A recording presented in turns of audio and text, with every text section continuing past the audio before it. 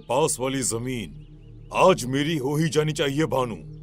इस बार अगर वो जमीन मेरे हाथ नहीं लगी तो अच्छा नहीं होगा।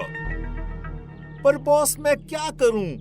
वो किशोर तो गेंडे की चमड़ी का है, बाटली में उतर ही नहीं रहा। अब लगता है कि शक्ति को ही मैदान में उतरना होगा।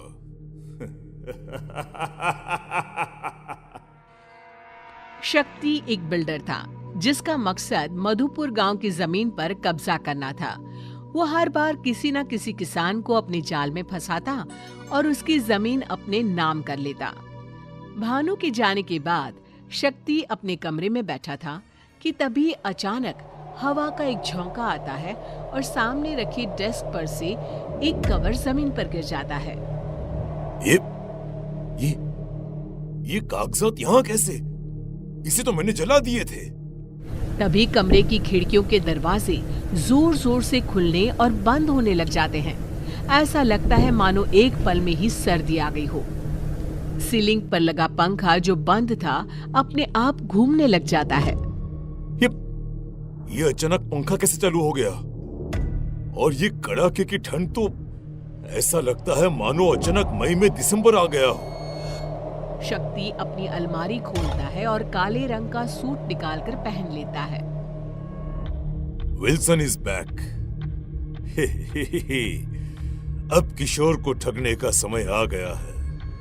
काले सूट और टोपी में शक्ति अपने घर से निकल पड़ता है और किशोर के पास पहुंचता है। एक्सक्यूज मी, जरा सुनिए। शहरी बाबू, कहिए कहिए, मैं कैसे आपकी मदद कर सकता हूँ? मैं एक होलसेलर हूँ। अब आपको मार्केट की तलाश करने की जरूरत नहीं है।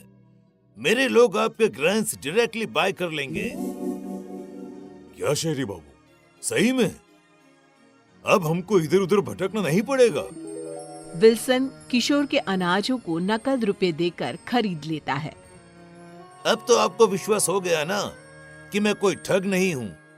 अगर आपको अपने बाकी ग्रेन्स भी सेल करना हो तो मुझसे मिलिएगा। कुछ दिनों के लिए मैं आपके ही गांव में हूँ। ये मेरा एड्रेस है। शक्ति वापस अपने घर पर पहुंचता है और भानु से कहता है, जब भी ये शक्ति विल्सन बनता है, कोई ना कोई किशन फांसे में ही फंस जाता है। अब देखना, वो किशोर कुछ ही देर में यहाँ आता ही होगा।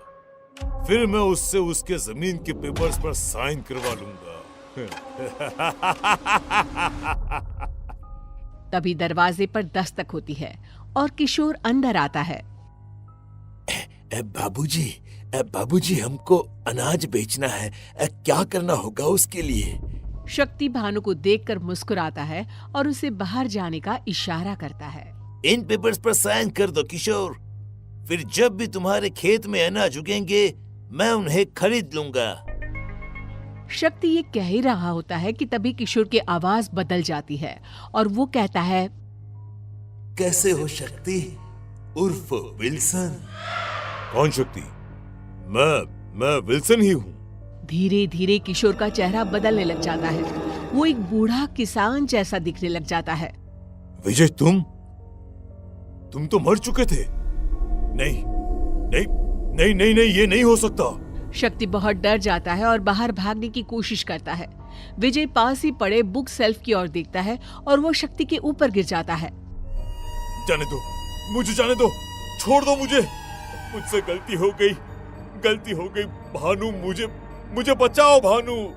शक्ति की आवाज सुनकर भानु वहां आता है पर वहां कोई नहीं होता। क्या हुआ बॉस? अब चीखे क्यों? और किशोर कहाँ गया? किशोर नहीं, विजय आया था, पर वो तो मर गया था ना। बॉस, आपको आराम की जरूरत है। शायद आप थक गए हैं। भानु अपने कमरे में जाता है और अपना कबोर्ड खोलकर कुछ पुराने जमीन के पेपर्स निकालता है। कहाँ गए विजय के जमीन के पेपर्स? यही तो रखे थे। नीचे कैसे पहुंच गए? तभी सभी के सभी पेपर्स में आग लग जाती है। अरे, ये सब क्या हो रहा है? आग कैसे लग गई पेपर्स में? अब इतनी मुश्किल से तो प्रॉपर्टी हड़पी थी मैंने। भानु! हे भगवान, ये क्या हो गया बॉस? किस कलमुहे की हाय लगी है आपको? मेरी हाय लगी है शक्ति तुझे। मैं मर गया, अब तू मरेगा। बहुत लोगों को लूटा है तूने, हमारी जमीन खा गया तू। विजय, विजय ये तुम हो ना? मैं समझ गया, मुझे जाने दो विजय। विजय की आत्मा भानु के शरीर से निकल आती है। भानु बेहोश हो जाता है। ये क्या खेल है? मैं पागल हो जाऊंगा, छोड़ दो मुझे। अरे ये सब क्यों कर रहे हो तुम? तब विजय की आत्मा अपनी कहानी सुनाना शुरू करती है। मैं गेहूं की खेती किया करता था। कुछ दिन पहले ही मेरी माँ का देहांत हुआ था। शादी के 20 साल के बाद भी मैं बच्चे का मुंह नहीं देख पाया था। पूरे घर में मैं और मेरी पत्नी मनोरमा अकेले हो गए थे।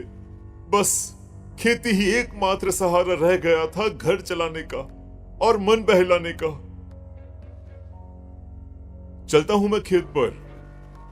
अभी खेत पर? अरे कल ही तो कटाई हुई है ना अनाज की। आज तो खेत पर कुछ काम ही नहीं होगा। तो क्या करूं बोलो?